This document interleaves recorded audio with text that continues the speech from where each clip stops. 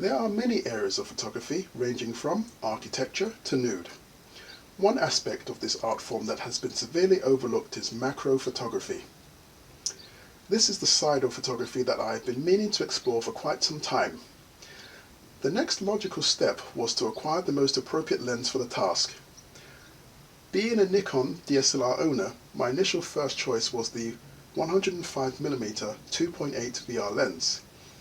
On paper, it seemed like the first choice of lens to buy for macro photography. I also looked at the 60mm version, but it seemed to be a little bit short when applied in real life situations. Then a certain tattooed photographer suggested I have a look at the Tokina 100mm macro 2.8 lens. Tokina? I asked inquisitively. Sure.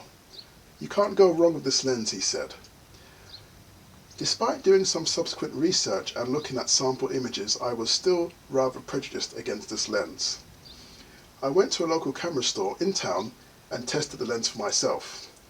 After a few minutes of shooting, I found that the Tokina 100mm lens is quite impressive.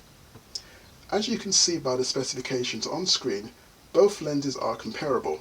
However, upon practical use, the Tokina is the better lens.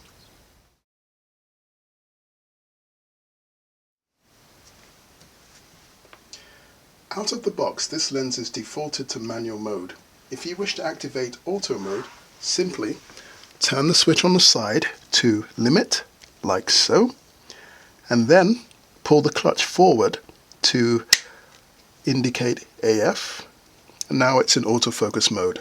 Likewise, to place it back in manual focus mode, pull the clutch back towards the lens mount, like so, and then turn the switch back to full. Now it's in manual focus mode. This lens is driven by a motor that is a little bit noisy in comparison to the Nikon equivalent. Focus speed is reasonably fast, approximately a half a second. Many a macro photographer will prefer using this lens in manual mode. Switching between the two is child's play. The manual focus ring rotates rather smoothly, making focusing rather easy, like so.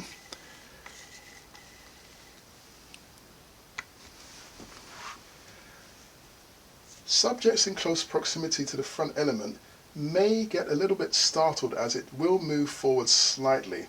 At full extension, this lens reaches about 6 inches. So bear this in mind when photographing insects or even small creatures like cats or squirrels. I found that the lens and weight ratio of the camera is very well balanced. It did not tip forward on a flat surface or even on a surface that was at a slight incline.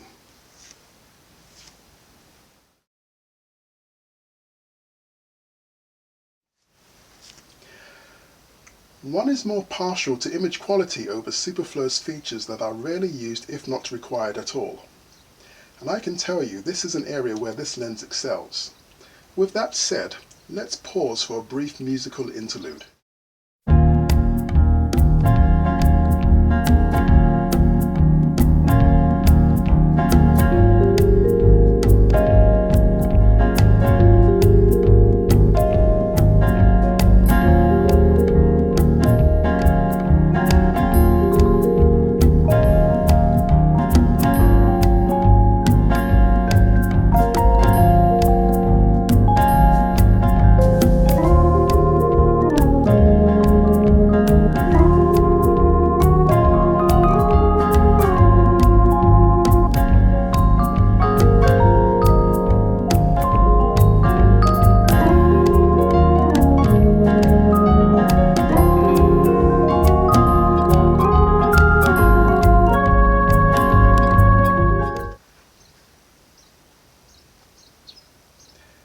As you've seen by the images afforded by this lens, they are nothing to scoff at.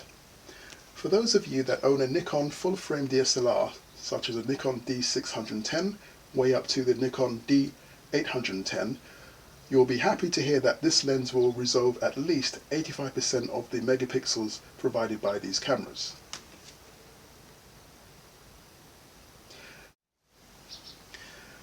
For those of you that want the long and short of it, here are a list of the pros and cons. First, the pros. It is smaller when it's in idle mode, thus making it easier to tote around. Fewer moving mechanical parts, which means it is less likely to malfunction, and it is also more robust than any other lens in this focal range. Image quality is exceedingly good.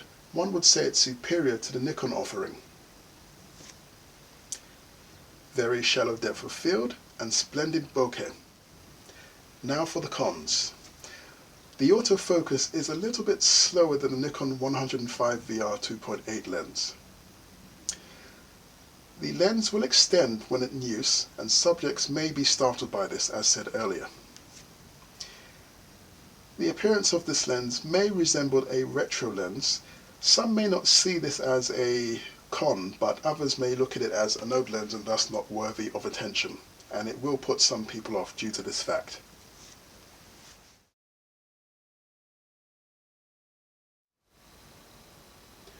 In conclusion, you'd be at a remiss if you didn't purchase this lens.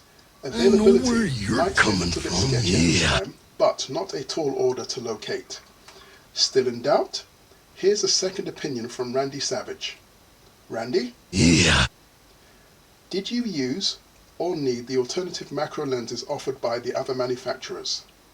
No pukesters helping me to the left, and no pukesters helping me to the right. Didn't need them then, don't need them now. Why should they pick up this lens? The cream of the crop! When should they procure this lens? Right now, yeah! There you have it, Randy Macho Man Savage, truly one of a kind. It is currently cherry blossom season in this part of the world, therefore I will be using this lens judiciously over the coming 5 weeks. In the meantime, I reiterate, buy this bloody lens.